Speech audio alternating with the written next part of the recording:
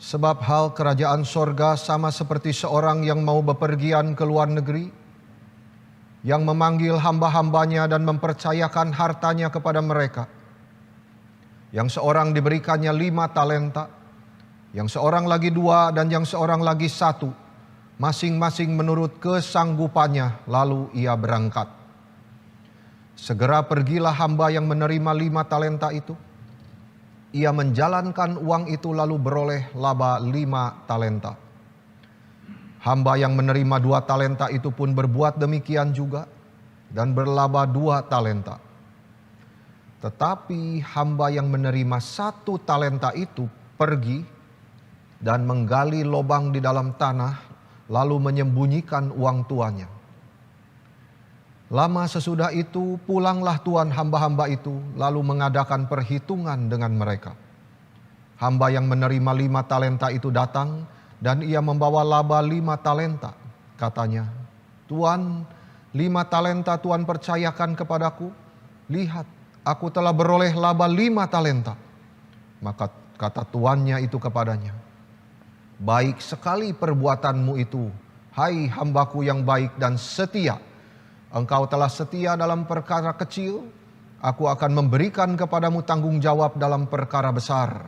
Masuklah dan turutlah dalam kebahagiaan tuanmu." Lalu datanglah hamba yang menerima 2 talenta itu, katanya, "Tuan, 2 talenta Tuan percayakan kepadaku. Lihat, aku telah beroleh laba 2 talenta." Maka kata tuannya itu kepadanya, "Baik sekali perbuatanmu itu, hai hambaku yang baik dan setia. Engkau telah setia memikul tanggung jawab dalam perkara yang kecil. Aku akan memberikan kepadamu tanggung jawab dalam perkara yang besar. Masuklah dan turutlah dalam kebahagiaan tuanmu."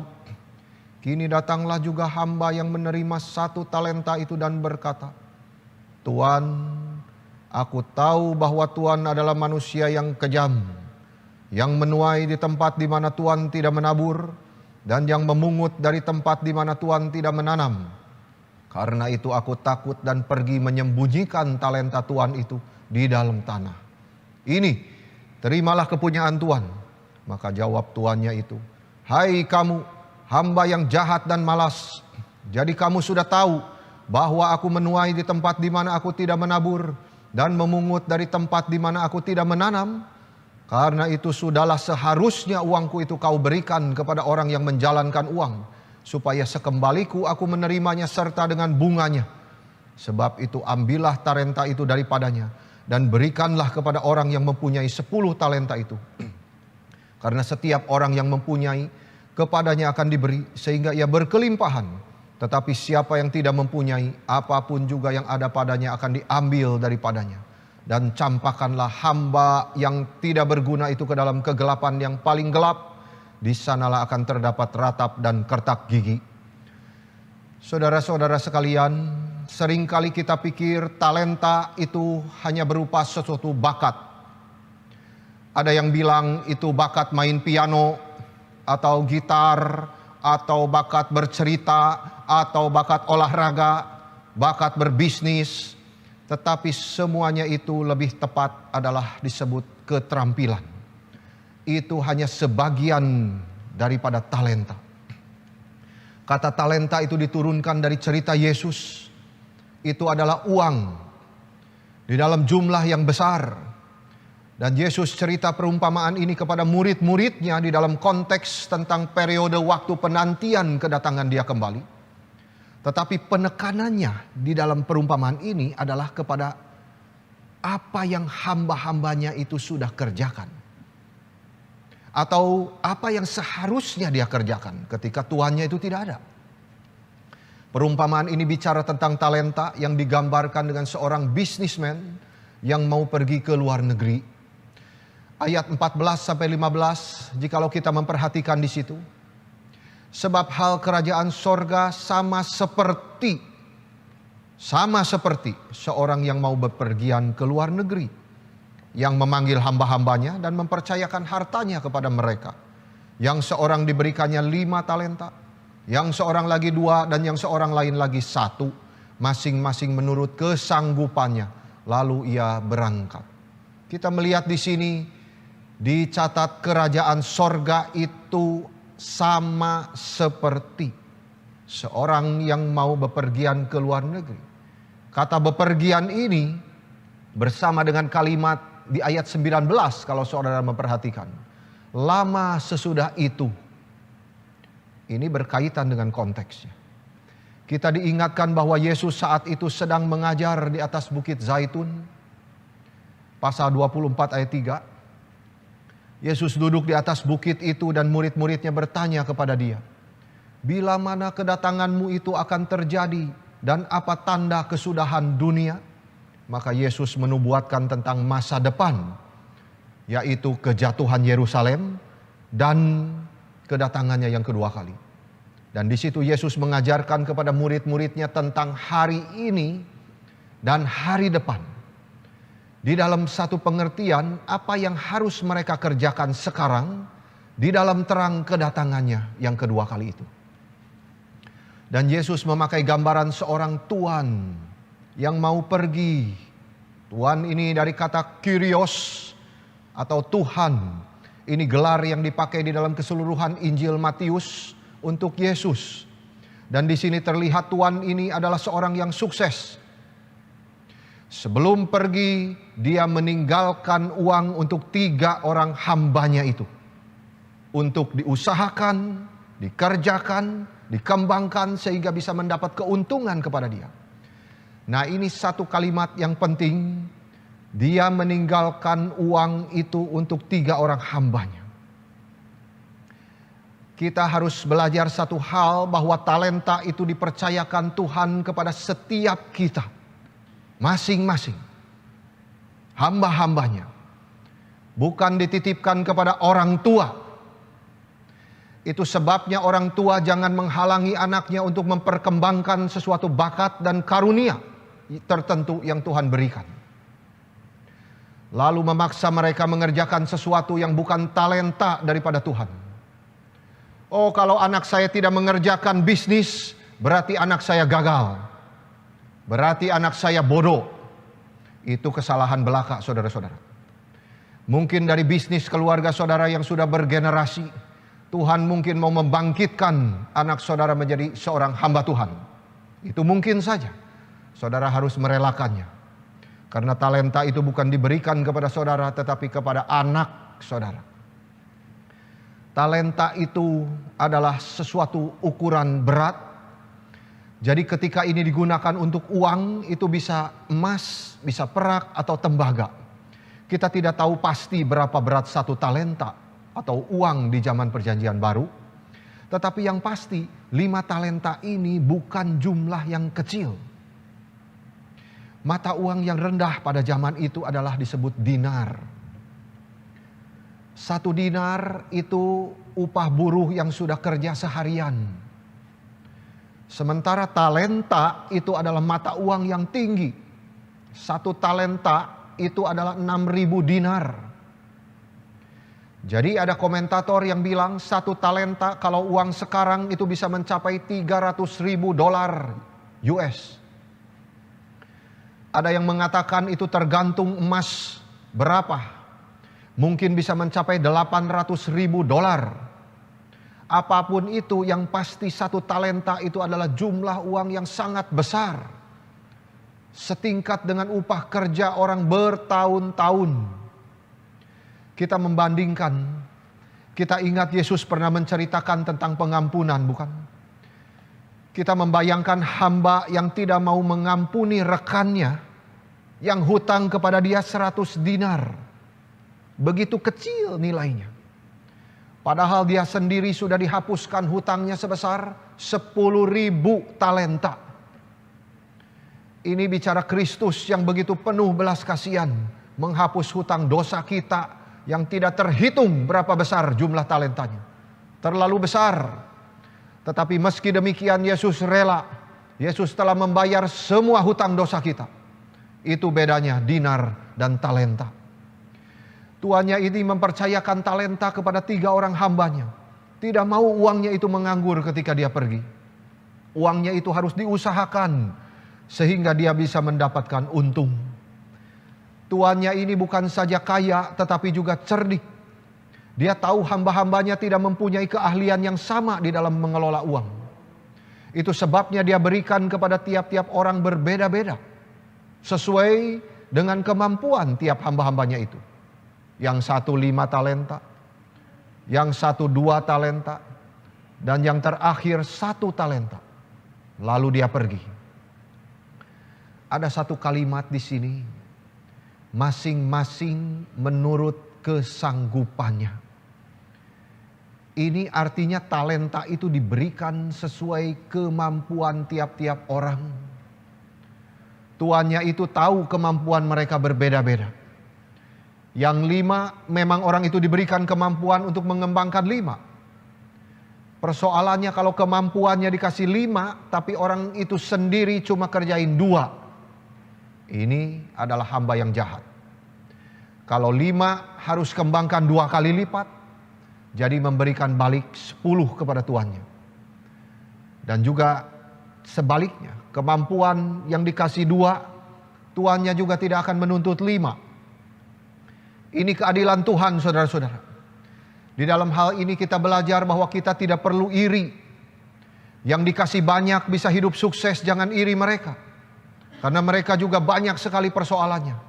Pusing bayar gaji dan sebagainya. Atau iri orang lebih baik dari kita. Saudara cuma tidak tahu apa beban kesulitan yang harus ditanggung orang itu. Tuhan itu adil. Kita tidak perlu membanding-banding dengan orang lain. Kerjakan saja apa yang dipercayakan kepada saudara. Dengan setia. Di sini Yesus berkata yang seorang diberi 5 talenta. Yang seorang 2, yang seorang 1. Masing-masing menurut kesanggupannya. Lalu hamba yang pertama menjalankan uang itu dan beroleh laba 5 talenta. Lalu yang terima 2 menjadi 4. Tuhan memberikan kita kesempatan untuk melayani sesuai dengan kemampuan kita untuk menggunakan talenta itu. Tuhan tidak pilih kasih. Mengapa dia hidup begitu enak, terkenal, saya begini susah? Ini kesalahan di dalam berpikir. Tuhan tidak akan memberikan kepada kita melebihi dari apa yang bisa kita tanggung. Itu sebab karena tidak semua punya kemampuan yang sama, maka tidak semua juga punya kesempatan yang sama. Pada hari penghakiman, angka tidak penting. Yang Tuhan minta adalah apakah kita sudah setia menggunakan talenta itu. Meski jumlah tidak penting dan fakta bahwa perumpamaan ini adalah tentang uang. Uang adalah satu hal yang Tuhan percayakan kepada kita, yang kita sering salah gunakan. Saudara-saudara, makin kita diberikan banyak, makin kita pelit dan susah memberi. Dulu gaji 1 juta, gampang kasih perpuluhan. Sekarang gaji sudah 100 juta, kasih perpuluhan 10 juta, pikir 5 kali. Betapa pelitnya kita kepada Tuhan. Sama juga dengan banyak anugerah dan bakat yang lainnya. J.C. Ryle mengatakan di dalam hal ini, apapun yang dengannya kita dapat memuliakan Tuhan, itu adalah talenta dari Tuhan. Apapun yang dengannya kita dapat memuliakan Tuhan, itu adalah talenta dari Tuhan. Yang dipercayakan kepada kita.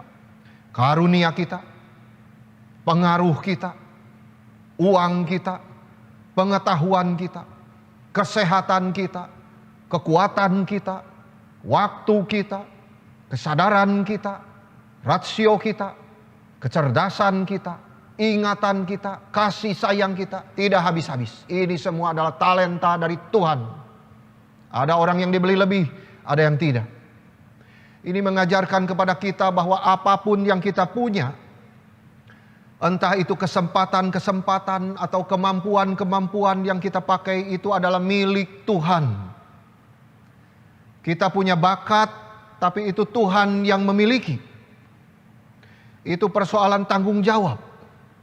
Itu sebabnya di dalam pengertian ini, kita hanya menjadi pelayan-pelayannya saja. Yang tidak memiliki kendali apapun untuk mencuri kemuliaan Tuhan. Kita sepenuhnya bertanggung jawab kepada Tuhan atas cara kita menjalankan tugas-tugas yang dipercayakan. Setiap kita dipercayakan setidaknya 1 talenta. Tidak mungkin hanya 1 dinar. Tidak ada catatannya itu di dalam kitab suci. Kita dipercayakan 1 talenta dan kita tahu 1 talenta itu $800.000. Begitu besar jumlahnya. Apa yang mau kita bikin dengan uang sebesar itu? Yang pasti jangan dikuburkan. Harus digunakan, dikembangkan untuk menyenangkan tuannya. Di sini kita mengerti bahwa kita semua adalah pengurus daripada karunia Tuhan. Petrus di dalam 1 Petrus 4 ayat 10 berkata seperti ini. Layanilah, saudara-saudara, karunia, talenta tidak pernah lepas dari pelayanan.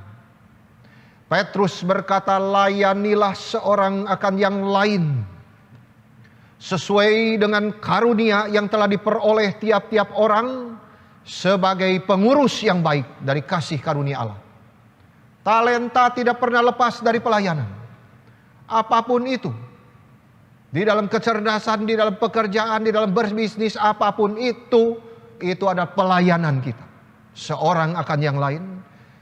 John Wesley mengatakan ketika Tuhan sebagai pemilik langit dan bumi menciptakan kita dan menempatkan kita di dunia ini, Ia menempatkan kita di sini bukan sebagai pemilik, tetapi sebagai pengurus.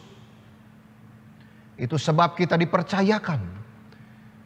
Kita sebenarnya cuma mengerjakan apa yang dititipkan Tuhan kepada kita.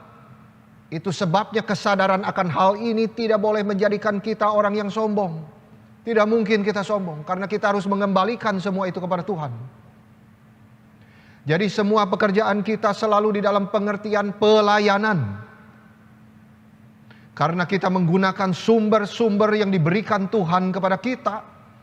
Itu untuk mencapai tujuan-tujuan yang ditetapkan oleh Tuhan sendiri. Pertama, bagi kemuliaannya. Kedua, bagi berkat bagi sesama. Setiap kita harus menggunakan karunia rohani yang diterima untuk melayani orang lain. Karunia jasmani untuk melayani orang lain.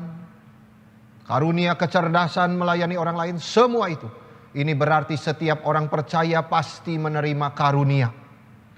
Maka tanggung jawab kita adalah menemukan karunia itu dan menggunakannya untuk pelayanan bagi kebaikan sesama. Mari kita lihat ayat 16 sampai 17. Segera pergilah hamba yang menerima 5 talenta itu. Ia menjalankan uang itu lalu beroleh laba 5 talenta. Hamba yang menerima 2 talenta itu pun berbuat demikian juga dan berlaba 2 talenta. Di dalam 2 ayat ini, saudara-saudara, kita melihat bahwa 2 hamba yang diberikan masing-masing 5 dan 2 talenta itu mengusahakan jadi 2 kali lipat. Pertama, kita belajar bahwa Tuhan itu memberikan talenta itu dengan satu kepercayaan. Tuhan itu percaya, Tuhan itu confident bahwa hamba itu bisa mengusahakan itu. Tuhannya percaya bahwa hamba-hambanya itu akan memberikan tanggung jawabnya kepada dia. Dan kita melihat hamba yang ke-1 dan kedua dengan bertanggung jawab menggunakan uang yang sudah dipercayakan itu dengan begitu efektif. Sehingga nilainya menjadi berlipat ganda. Ini satu pembelajaran. Kita jangan bingung dengan karunia apa yang kita punya. Saya orang Kristen, saya tidak tahu apa yang Tuhan mau. Saudara tahu itu cuma sebagai alasan karena saudara malas mengerjakannya. Karena Tuhan tahu, jelas ayat ini bicara Tuhan tahu apa yang Ia percayakan kepada hambanya. Itu pasti dikerjakan dengan bertanggung jawab oleh hambanya. Jangan sampai seperti hamba yang jahat di ayat 18. Tetapi hamba yang menerima 1 talenta itu pergi dan menggali lubang di dalam tanah lalu menyembunyikan uang tuannya. Saudara-saudara, hamba yang ketiga ini tuannya beri 1 talenta. Dia malah kuburkan uang itu di tanah.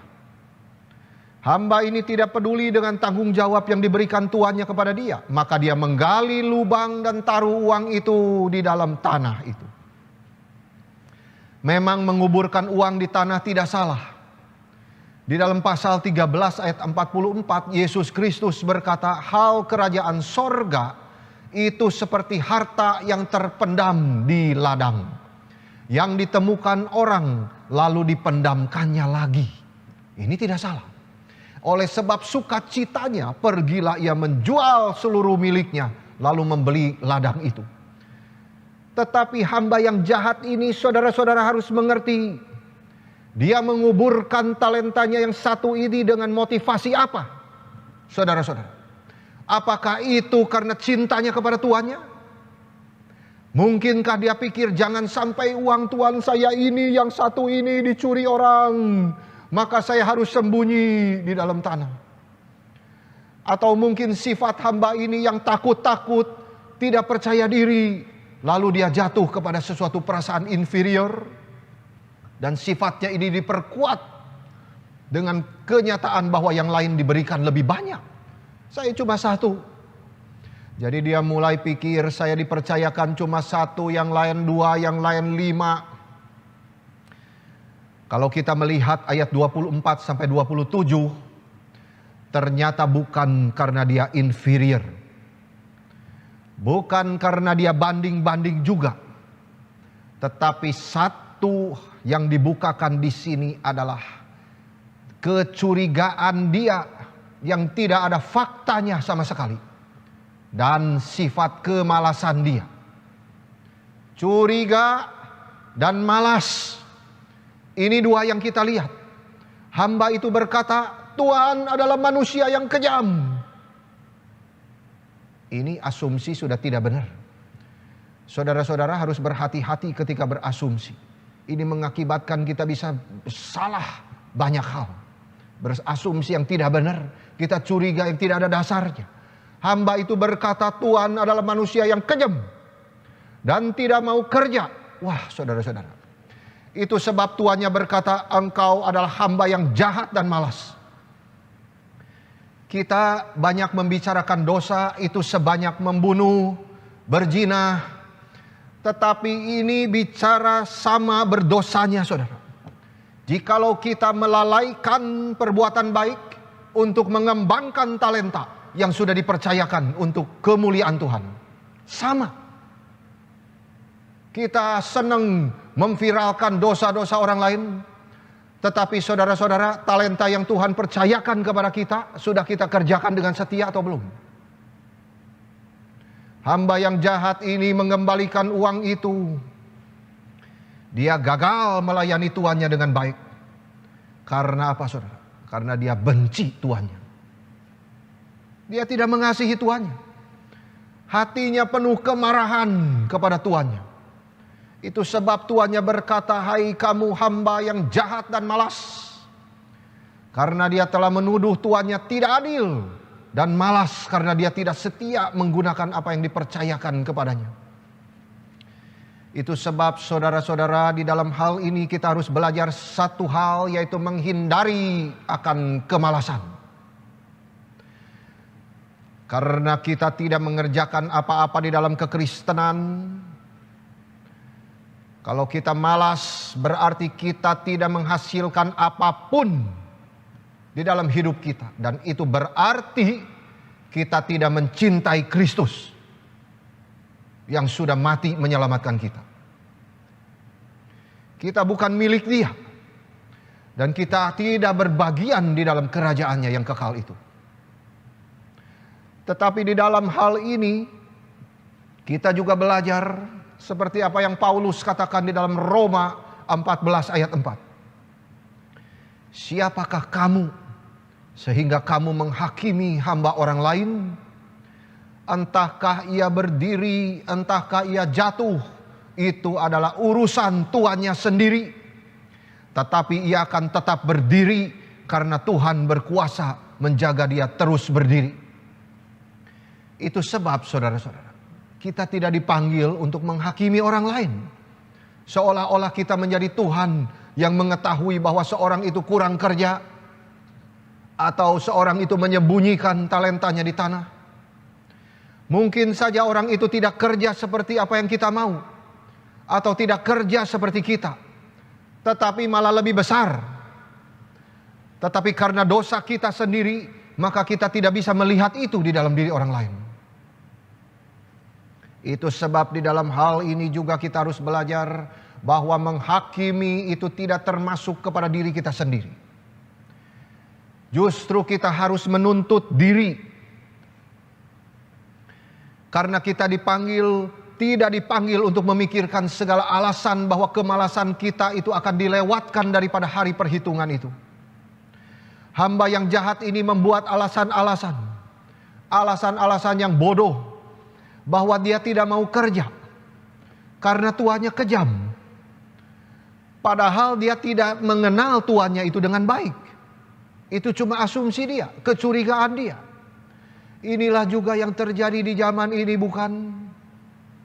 Banyak pengetahuan doktrin justru menjadi alasan bagi kemalasan kita untuk berbuat baik. Bukankah ini menjadi sesuatu alasan kita sudah mengenal predestinasi, maka tidak perlu lagi menginjili? Saudara-saudara, kita tidak boleh memberikan sesuatu justification terhadap segala kelemahan kita dengan mencari ayat-ayat di dalam kitab suci untuk mendukung kita. Tuhan di sini berkata kepada hamba yang jahat, "Jika engkau tahu saya kejam, justru seharusnya kamu kerja lebih berat. Kalau kamu tahu saya kejam, kerja lebih berat, supaya mendapat hasil yang lebih menguntungkan untuk tuannya ini." Itu sebab dia dikatakan jahat karena dia menuduh tuannya itu dengan fitnah. Dan malas karena dia memang tidak menghasilkan apapun di dalam hidupnya. Satu hal kita ketahui di sini, bahwa kita tidak bisa memberikan alasan apapun kepada Tuhan di hari kedatangannya itu. Ini tercantum di dalam Roma 3 ayat 19. Bahwa tersumbatlah semua mulut dan dunia jatuh ke bawah hukuman Allah. Kita teruskan ayat 19. Lama sesudah itu pulanglah tuan hamba-hamba itu lalu mengadakan perhitungan dengan mereka. Lalu tuannya itu datang dan hamba-hamba ini bertanggung jawab untuk mengadakan perhitungan dengan tuannya. Saudara, perhitungan ini adalah satu hal yang harus kita sadari baik-baik sebagai orang Kristen. Di dalam perumpamaan ini, perhitungan ini tercantum juga di pasal 18 ayat 23. Sebab hal kerajaan sorga seumpama seorang raja yang hendak mengadakan perhitungan dengan hamba-hambanya. Jadi ini adalah tanggung jawab hamba-hamba untuk selalu menyadari kedatangan kembali tuannya, untuk mengadakan perhitungan. Maka di sini kitab suci memberitahu kita bahwa hamba yang malas itu pikir tuanku tidak datang-datang. Inilah tindakan yang tidak bertanggung jawab dari hamba ini, dan sekaligus juga dia tidak mengerjakan apa-apa. Di sini dikatakan lama sesudah itu. Jadi hamba itu tidak kerja apa-apa selama itu. Kita belajar dari lama sesudah itu. Yang pertama, Yesus tidak berharap akan datang di dalam waktu yang cepat. Ia tahu ada waktu yang lama sebelum kedatangannya itu. Yang kedua, segala sesuatu harus dikerjakan dengan melihat kepada hari perhitungan yang akan datang itu.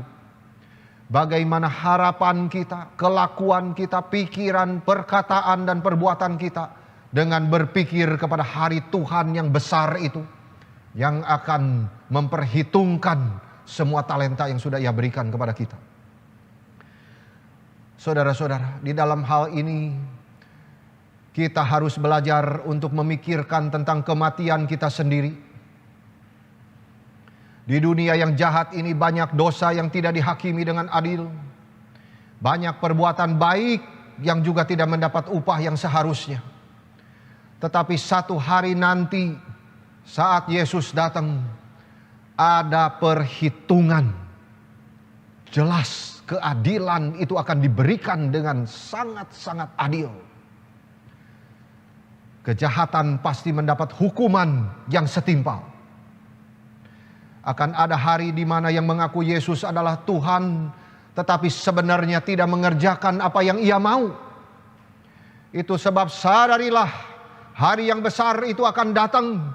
Entah itu hari di mana Yesus datang kembali atau hari kematian kita sendiri. Dan itu adalah hari perhitungan bagi kita semua. Tetapi ternyata banyak orang akan ditemukan tidak pikir ini dengan sungguh-sungguh. Sehingga menjadi hal yang tidak masuk di akal. Dan tidak menjadi hal yang ditunggu-tunggu. Hamba yang jahat itu pikir dia sudah berbuat baik. Saya sudah simpan 1 talenta ini supaya jangan dicuri uang orang. Saya sembunyikan ini. Dia pikir dia sudah berbuat baik dengan hal itu. Tetapi saat perhitungan itu tiba, dia kaget sekali. Ternyata yang dia dengar adalah suara seperti ini. Campakkanlah hamba yang tidak berguna ini ke dalam kegelapan yang paling gelap, di mana akan terdapat ratap dan kertak gigi.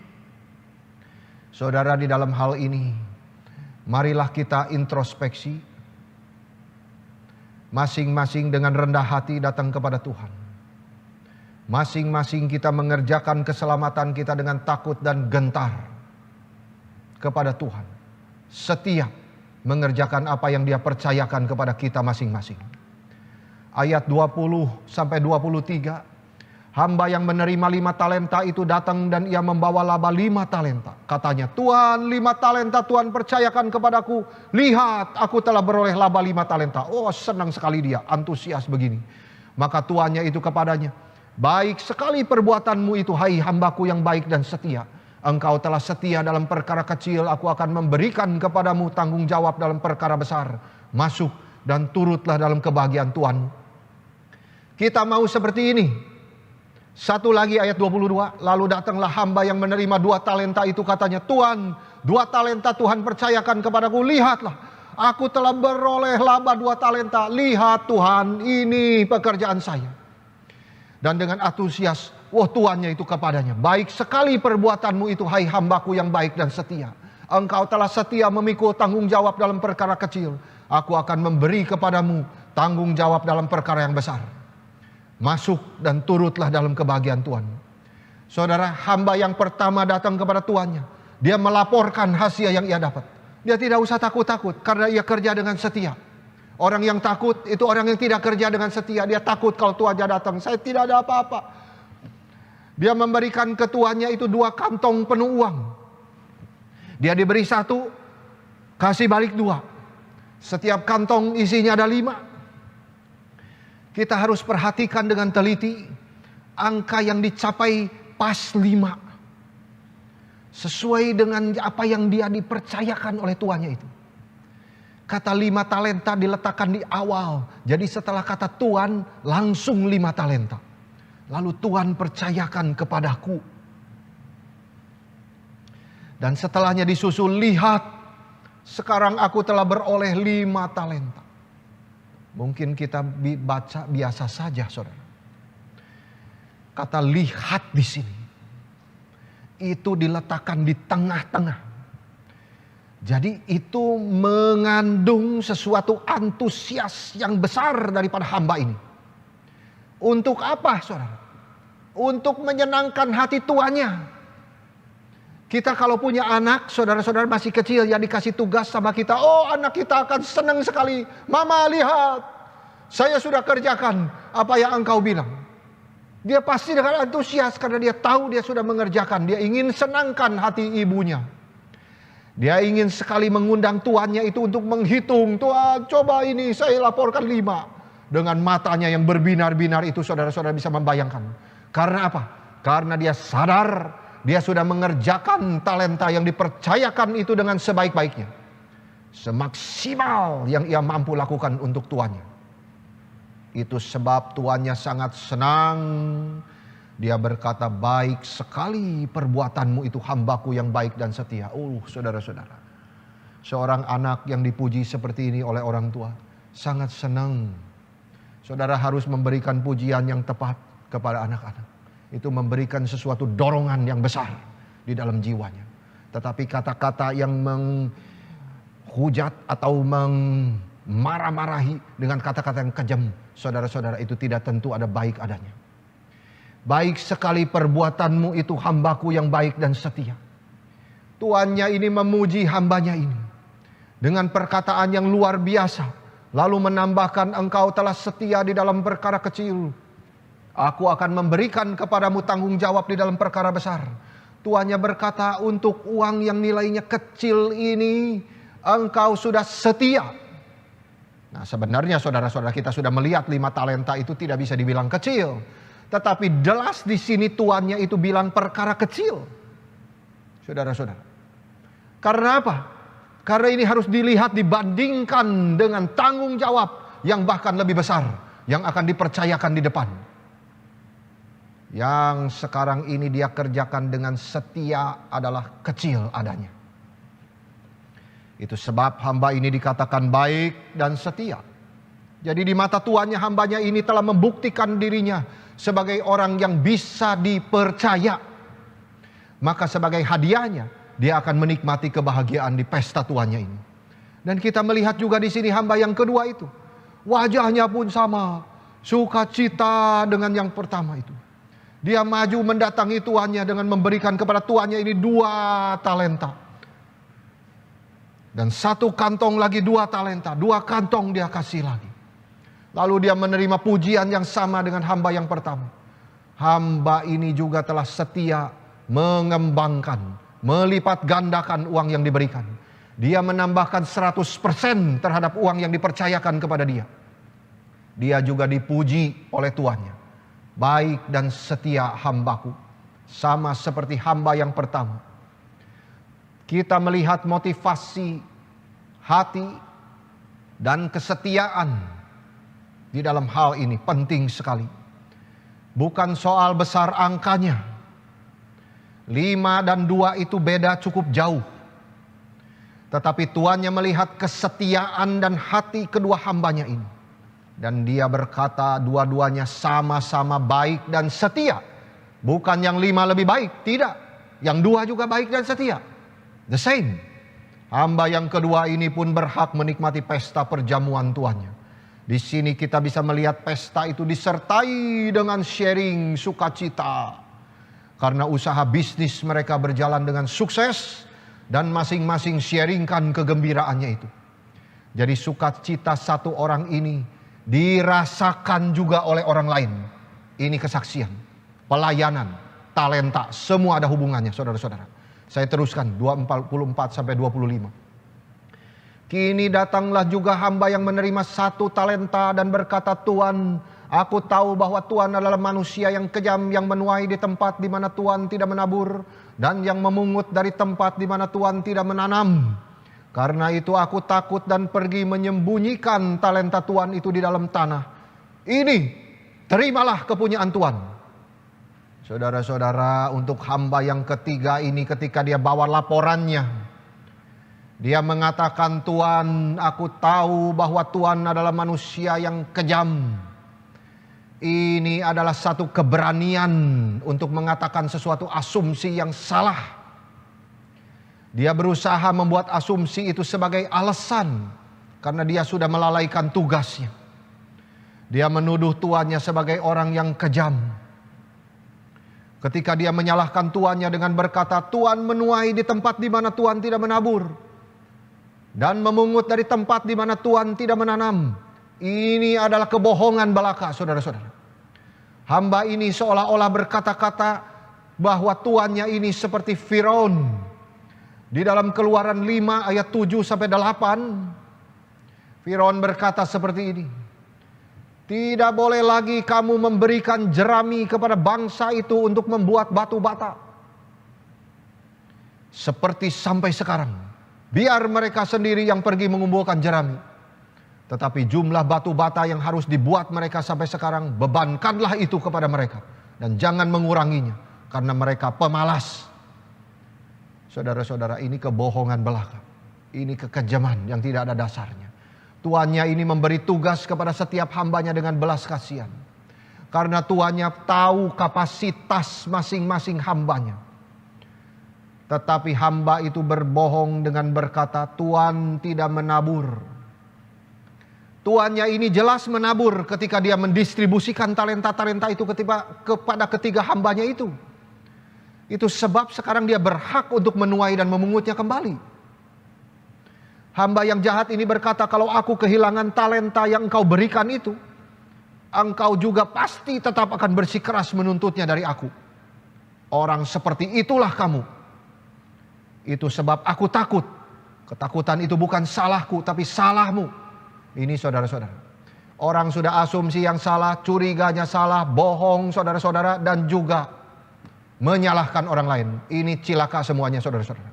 Engkau yang membuat saya takut. Sehingga satu-satunya hal yang bisa saya lakukan adalah gali lubang di tanah. Sembunyikan talenta itu dari Tuhan itu. Di tanah itu.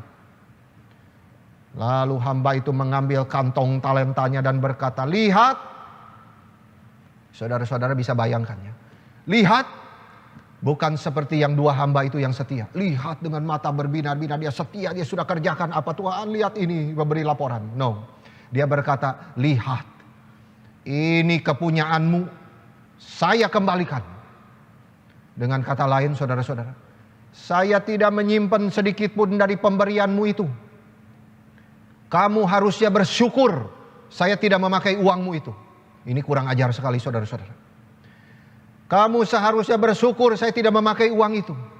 Lihat saya simpan baik-baik. Dan sekarang saya kembalikan apa yang menjadi milikmu ini. Saudara-saudara, jangan salah mengerti. Justru yang seperti ini yang dikatakan hamba yang malas dan jahat. Ini bukan baik saudara-saudara.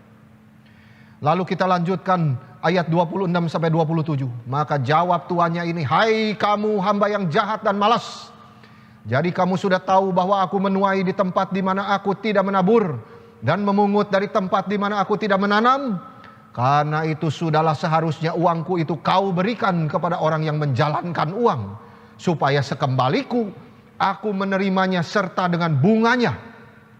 Hamba ketiga ini jahat, karena dia dengan sengaja salah menuduh tuannya, dan juga salah berpikir tentang dirinya sendiri.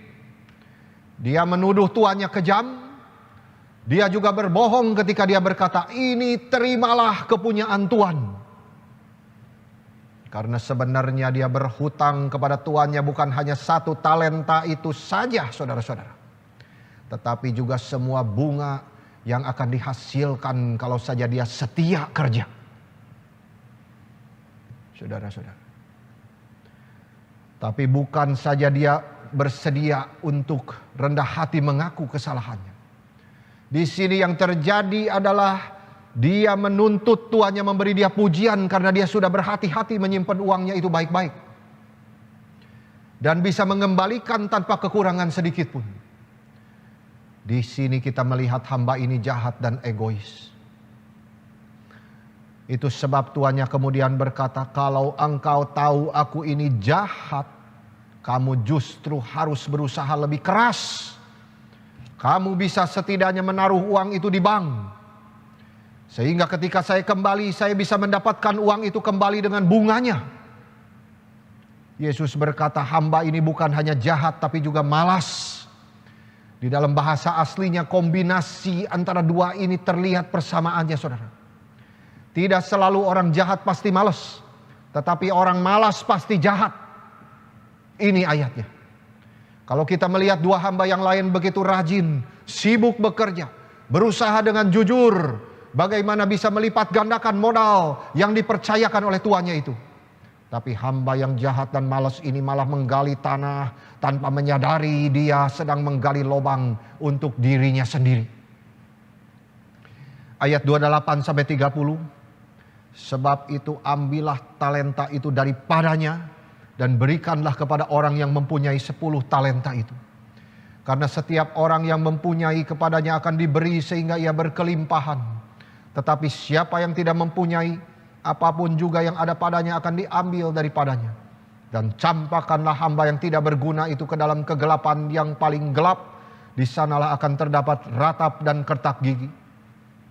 Saudara, di sini Tuhan itu memberi satu perintah supaya talenta itu diberikan kepada hamba yang pertama. Yang sudah menambahkan sampai 10 talenta itu. Dari 5 yang dipercayakan kepadanya. Ini sesuai dengan prinsip yang tercantum di dalam pasal 13 ayat 12. Karena siapa yang mempunyai kepadanya akan diberi, sehingga ia berkelimpahan. Tetapi siapa yang tidak mempunyai, apapun juga yang ada padanya akan diambil daripadanya. Kenapa seperti ini, saudara-saudara? Ambil dari yang miskin, dikasih kepada yang kaya. Ini penjelasannya. Orang yang rajin memakai segala kesempatan untuk melayani, melipat gandakan talentanya, berarti dia sudah menyerahkan hidupnya sendiri kepada Tuhan. Untuk apa, saudara? Untuk mengasihi dan menolong orang lain, untuk menjadi berkat bagi orang lain. Saudara, saya mau tanya, jikalau saudara sudah mengerjakan sesuatu kebaikan, adakah saudara merasa senang hatinya? Pasti senang. Pertama kali mau beri sesuatu, aduh, rasanya tidak mau, tidak rela. Tapi kalau sudah dipaksa, ada paksa, Tuhan gerakan hati memaksa, beri. Oh, hati sudah senang. Nyesal kalau tidak beri. Ini, saudara, berkelimpahan. Tuhan sudah menyerahkan segala talenta itu kepada dia. Dan dia bertanggung jawab untuk mengasihi dan menolong orang lain dengan itu. Dan dengan mengerjakan ini dia telah memperkaya dirinya sendiri. Berlimpah-limpah. Dan makin melayani makin kaya. Ini hitungan surgawi, saudara-saudara. Itu sebab poin dari perumpamaan ini adalah hendaklah setiap orang setia menggunakan setiap kesempatan untuk melayani. Setiap apapun yang diberikan kepadanya oleh Tuhan, sesuai dengan kemampuan yang diberikan Tuhan, dikembangkan bagi kemuliaan Tuhan. Dan kerajaan Tuhan boleh diperluas. Maksudnya, orang-orang percaya Tuhan makin banyak. Orang-orang kenal Yesus makin banyak. Apa tujuannya kita dilahirkan di dalam dunia, saudara-saudara? Apa tujuannya kita dijadikan oleh orang-orang Kristen? Yesus mati di atas kayu salib di Bukit Golgota dan dia bangkit kembali hari ketiga. Kalau bukan untuk nama Yesus makin dikenalkan, kerajaan Tuhan makin dikembangkan. Kita bisa kerja apa saja, bukan, saudara-saudara? Tetapi intinya cuma satu sebetulnya, untuk Injil. Kita dibebaskan untuk Injil, saudara. Supaya apa? Supaya kita bebas melayani. We are free to serve God. Itu orang yang cinta Tuhan. Itu orang yang sudah diselamatkan oleh Tuhan, saudara-saudara. Sesuai dengan kemampuan yang dipercayakan Tuhan bagi dia, maka dia mengembangkan itu bagi kemuliaan Tuhan. Dan kerajaan Tuhan diperluas dan faedah bagi orang lain, memberikan pengaruh kepada orang lain untuk nama Kristus Yesus makin ditinggikan. Ini hamba yang mencintai Tuhan. Seperti hamba-hamba yang baik di sini. Dia bisa melayani dengan baik karena mereka mencintai tuannya. Dan ingin menyenangkan tuannya. Bayangkan ketika dia membawa kantong berisi uang itu kepada tuannya di hari perhitungan itu, saudara-saudara. Hendriksen mengatakan dia begitu antusiasnya.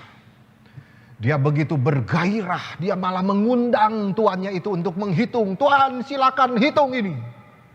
Saya mau melapor apa yang engkau sudah percayakan kepada saya. Itu hamba yang baik dan setia. Hamba yang baik itu telah menunggu justru untuk momen ini. Sampai kepada dia. Lalu dia bersukacita karena telah bekerja dengan begitu baik. Oh, saudara-saudara, kita harus merindukan momen seperti ini.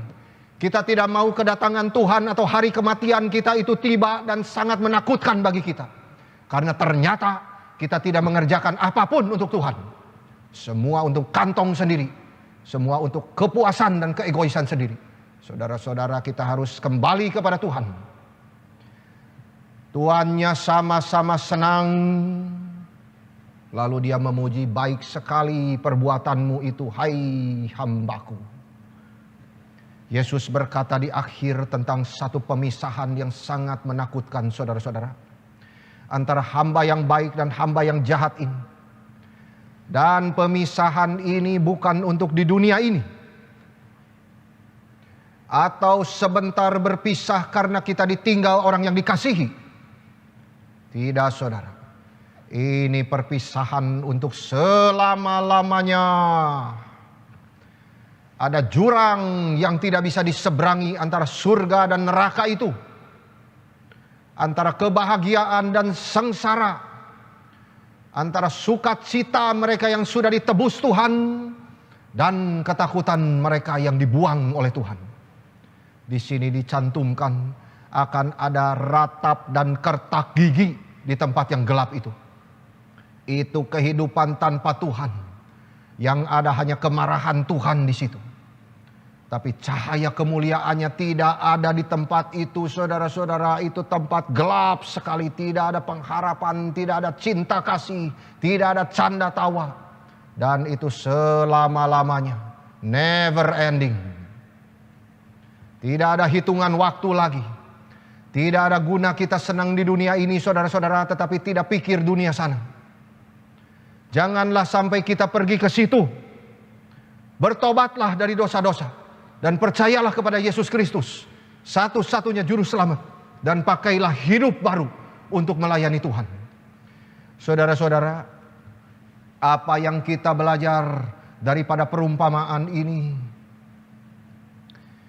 Talenta itu sudah diberikan kepada kita sesuai dengan anugerah Tuhan sendiri. Dan Tuhan dengan begitu confident mempercayakan talenta itu dengan satu kepercayaan bahwa engkau bisa melakukannya. Itu bisa berupa karunia di dalam pengetahuan, kesehatan, kekuatan, waktu, intelektual, kesempatan, pekerjaan, macam-macam tanggung jawab yang diberikan kepada kita. Bakat atau karunia mengajar, mengasihi orang lain. Kalau misalnya kita adalah hamba yang jahat dan malas itu, kita tidak mau bersyukur untuk apapun yang kita punya. Kita tidak mau menggunakan apa yang Tuhan sudah berikan kepada kita. Kita tidak mengembangkan berkat itu, kita kuburkan. Kita tidak mau menghasilkan apapun untuk memuliakan Tuhan. Tetapi kalau kita adalah hamba yang baik, maka kita akan menyadari bahwa segala yang kita miliki, kemampuan kita, keterampilan itu semua dari Tuhan. Dan harus kita pakai untuk kemuliaan Tuhan. Saudara-saudara, saya menutup perumpamaan ini menceritakan hidup yang begitu memuliakan Tuhan dengan talenta yang diberikan di dalam diri Eric Liddell. Saudara-saudara mengetahui dia seorang pelari yang akhirnya menjadi misionaris, tetapi dia banyak talenta. Dia bisa ngajar, dia bisa segala macam, dia gunakan semuanya itu. Dia tidak tahu akhirnya dia dipanggil menjadi misionaris oleh Tuhan, tetapi dia setia di dalam panggilannya satu persatu. Saudara-saudara, dia seorang pelari cepat dan banyak mendapatkan juara. Namanya terus makin terkenal. Dan pada tahun 1924 ia diberi kehormatan untuk berlari 100 meter sprint di dalam pertandingan Olimpik. Lalu ia tolak. Semua menjadi heran, saudara-saudara. Kenapa? Ia mengatakan hari Minggu adalah hari beribadah. Hari Sabat untuk orang Kristen. Itu harinya Tuhan. Saya tidak mau bertanding. Wah, ini luar biasa, saudara-saudara. Ini bukan orang yang sombong dengan talentanya. Jikalau dia sombong dengan talenta, dia akan lari, saudara-saudara. No, dia selalu pikirkan untuk kemuliaan Tuhan. Jadi dia menyaksikan imannya kepada seluruh dunia. Ini luar biasa. Lalu dia dikritik habis tidak apa. Sampai dipanggil pengkhianat. Tetapi yang saya paling kagum, orang ini bukan hanya tidak menjadi sombong. Malah dia buang semua ketenarannya, saudara. Untuk apa? Melayani Tuhan. Apa yang dia lakukan, saudara-saudara? Dia mengiyakan gerakan Tuhan di dalam hatinya. Liddell pakai hidupnya yang terkenal itu untuk Injil Yesus Kristus. Ia berhenti menjadi pelari, lalu pergi ke Cina menjadi misionaris. Ia menggunakan kepandaiannya di dalam kimia dan sport untuk membawa nama Kristus. Ia mengajar anak-anak ilmu kimia sambil mengenalkan Yesus Kristus. Ia mengajar anak-anak olahraga sambil apa? Sambil mengenalkan Yesus Kristus. Itulah hidup yang menyenangkan hati Tuhan. Lihatlah Tuhan, Engkau memberi saya talenta mengajar kimia. Lihatlah, Saya memberikan laporan, murid-murid saya bawa kepadamu. Engkau memberikan saya bakat berlari, lihatlah Tuhan, saya memberikan laporan.